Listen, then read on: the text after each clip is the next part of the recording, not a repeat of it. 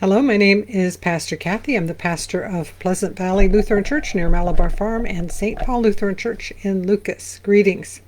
We are reading through the Bible with commentary. We're up to Genesis chapter 33. We've heard about Abraham, who had finally had Isaac. Isaac then eventually had Esau and Jacob.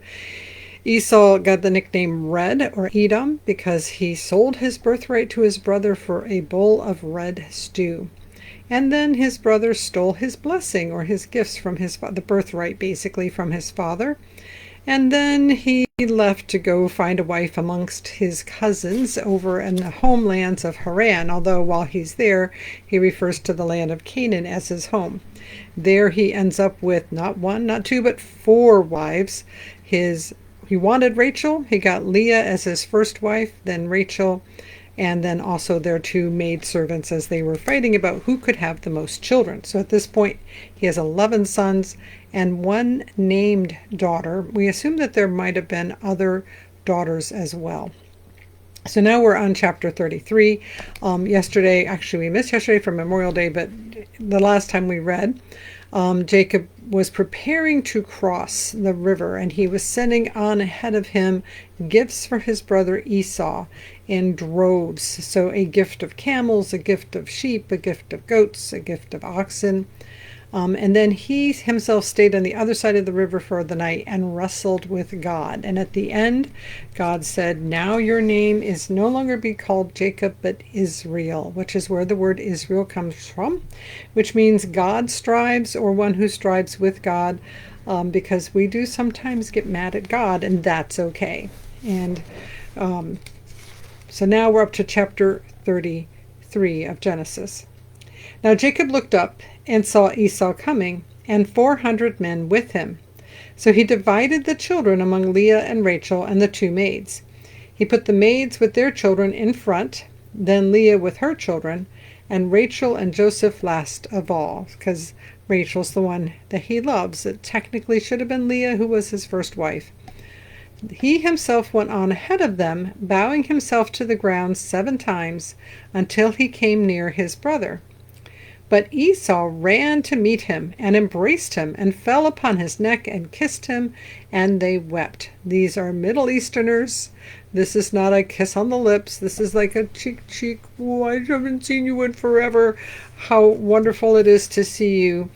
Kinds of kissing going on here. And they wept. Lots of emotion.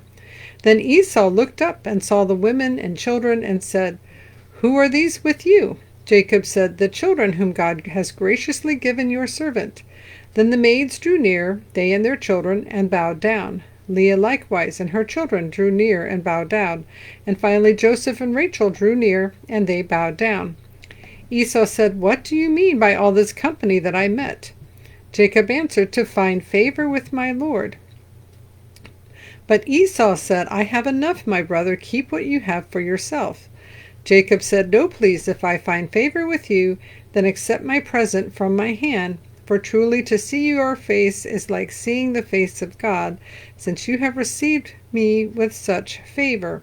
Please accept my gift that is brought to you, because God has dealt graciously with me, and because I have everything I want." So he urged him, and he took it.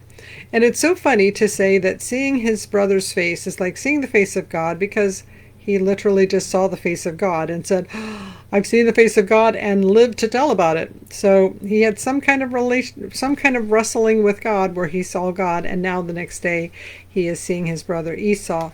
And as we mentioned before, this wonderful cultural thing, here's a gift. No, I don't need a gift. Here's the gift. Yes, I will take, you have to urge. In America, we tend to be like, "Do you want this?" "No." "Okay." Well, actually, they did want it, but they're too polite. No, not in America. We're like, "You want it? Okay, here it is. I'm giving you this. Please take it." Boom.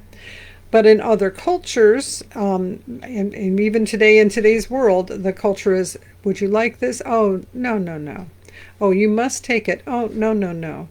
"Oh, please do take it." "Oh, okay." That is a cultural thing that one gets urged to receive the gift and then accepts the gift. So think Middle Eastern, ancient Near East, There's lots of emotion, lots of culture, lots of ritual. So he urged him, and he accepted the gift, which is only fair considering that Jacob had stolen Esau's birthright, and he had stolen his big blessing from his father. So this in some ways is a little bit of restitution between the two brothers. And it's also a great example of resolving conflict through diplomacy and gifts rather than violence or some other means. Verse 12, Then Esau said, Let us journey on our way, and I will go alongside you. But Jacob said to him, My Lord knows that the children are frail, and that the flocks and herds which are nursing are a care to me. And if they are overdriven for one day, all the flocks will die. Let my Lord pass on ahead of his servant, and I will lead on slowly according to the pace of the cattle that are before me, and according to the pace of the children, until I come to my Lord in Seir. So Jacob is also being polite, offering to travel with. Esau is offering that to Jacob, and Jacob's like, oh, no. We're going to move. It's not a cattle drive. Well, even it is a cattle drive, but it's a very slow cattle drive because the cows are nursing, and it's just going to take as long as it takes, and that's okay. So Esau said, Let me leave with you some of the people who are with me. But he said, Why should my Lord be so kind to me? So again, offer, rebuttal. And when he refers to Esau as my Lord, he's not saying, oh, now you are God. It's like saying sir. And there are still cultures, English-speaking cultures where you say my Lord, and it's just the title as part of the Lord or a lady. In this case, it's an honorific. It's like saying sir. They're still a little formal at this point. They're not exactly buddy-buddy, but they have made peace between the two of them. So Esau returned that day on his way to Seir, but Jacob journeyed to Succoth and built himself a house and made booths for his cattle. Therefore the place is called Succoth, which means shelter. So he's not living in a tent at that point. He's actually building a house.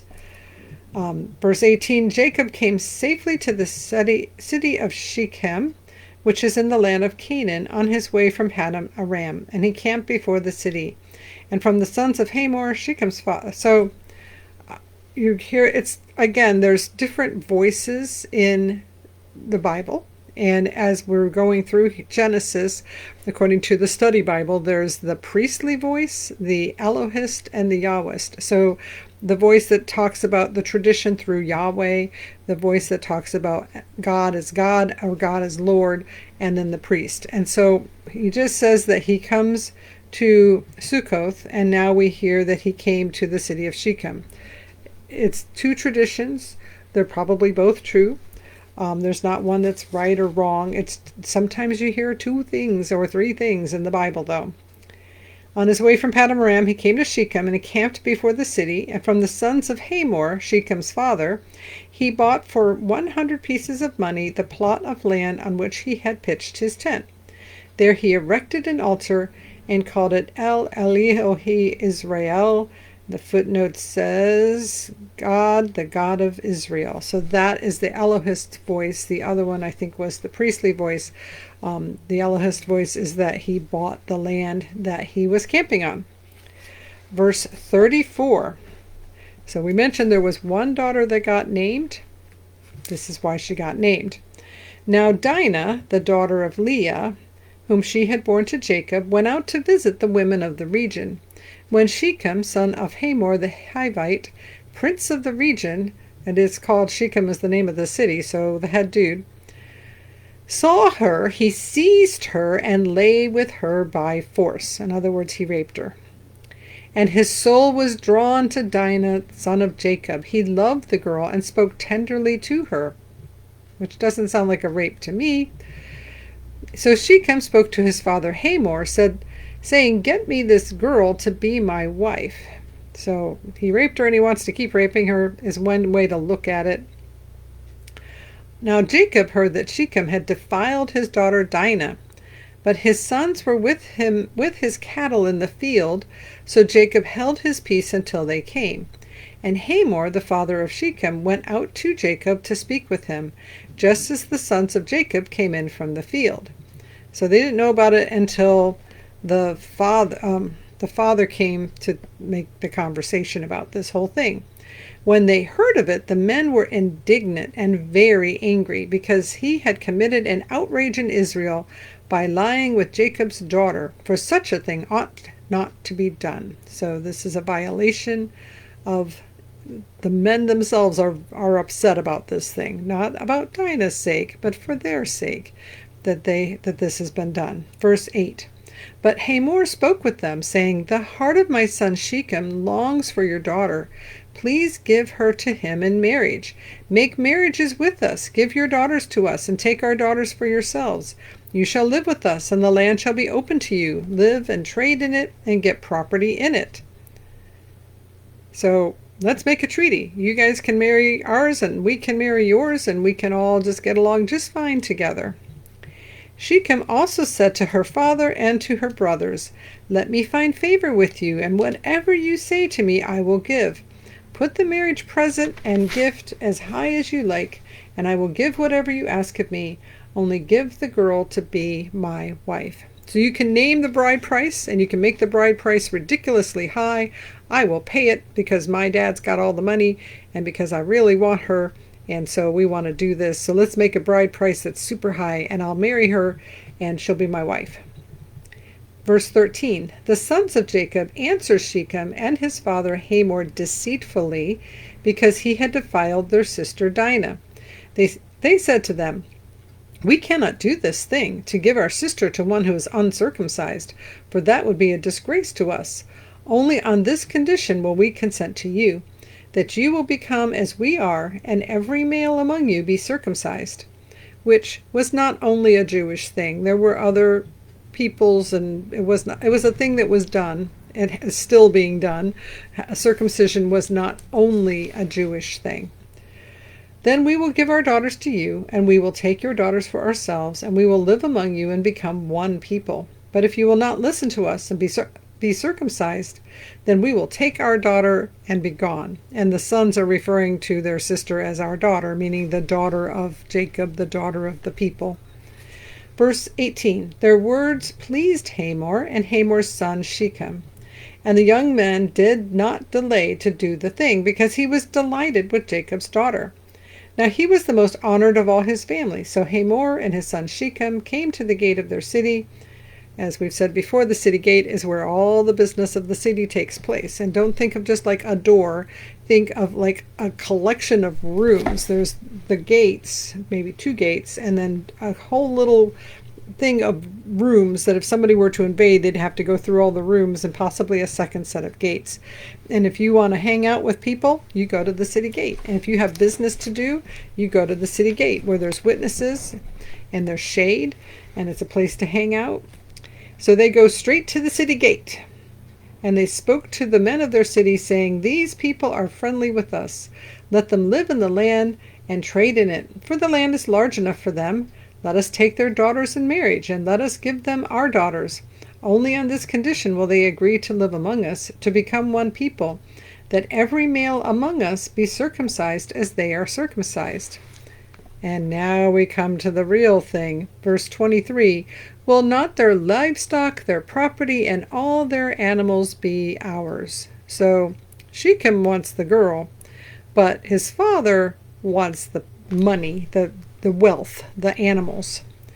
Only let us agree with them, and they will live among us. And all who went out of the city gate heeded Hamor and his son Shechem, and every male was circumcised, all who went out of the gate of his city. Verse 25. So it was deceitful that the sons of Jacob said, Well, you do this thing, and okay, we'll do it. Verse 25. On the 3rd day, when they were still in pain, 2 of the sons of Jacob, Simeon and Levi, Dinah's brothers. So Leah's got 6 sons, I believe, but 2 of the sons that are specifically brothers to Dinah, Levi and Simeon, took their swords and came against the city unawares and killed all the males. They killed Hamor and his son Shechem with the sword, and they took Dinah out of Shechem's house and went away. So apparently somehow Dinah had already been taken over to Shechem's house to become his bride. And the other sons of Jacob came upon the slain and plundered their city because their sister had been defiled. So Simeon and Levi killed everybody. The other 9 brothers come along and said, oh, look, here's money, here's cloth, here's clothing is a valuable thing back when it takes a long time to make clothes. Here's animals. And they just basically came and took everything because their sister had been defiled. They took their flocks and their herds, their donkeys, and whatever was in the city and in the field, all of their wealth, all of their little ones and their wives, all that was in the houses, they captured and made their prey. So not only the animals, also all of the women. So the women become slaves and servants to the Israelites. All their wealth, all their little ones and their wives, all that was in the houses they captured and made their prey. Verse 30, then Jacob said to Simeon and Levi, you have brought trouble on me by making me odious to the inhabitants of the land.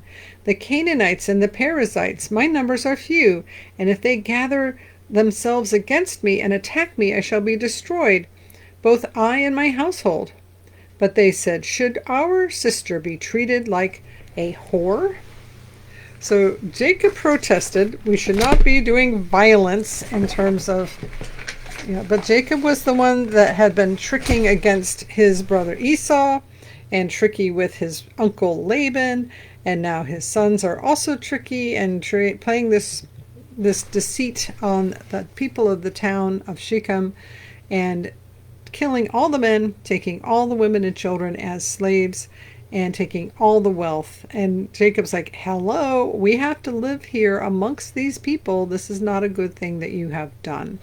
Later on we will hear, at this point there's not any real consequences, but there will be a consequence later that Jacob gives to Simeon and Levi.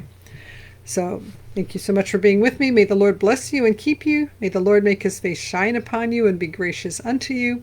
May the Lord look at you with favor and give you peace. In the name of the Father, and of the Son, and of the Holy Spirit. Amen. Go in peace. Serve the Lord. Have a great day.